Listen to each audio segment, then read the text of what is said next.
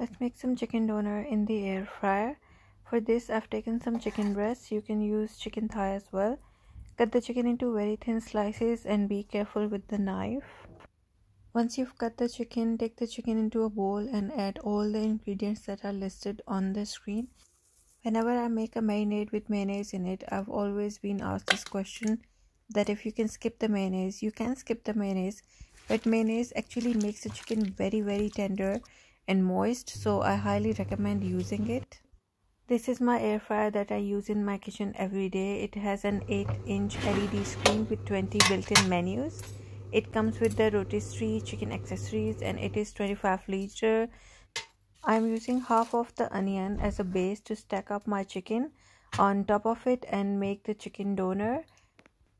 Once all the chicken is stacked up, you can secure it from the other side as well. My air fryer has a silver dripping tray at the bottom as well, but I'm gonna be putting the baking tray that comes within the air fryer.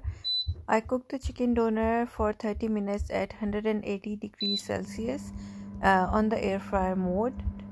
The rotation is very nice and slow, which makes sure that the chicken is cooked but doesn't get dry and it becomes charred as well.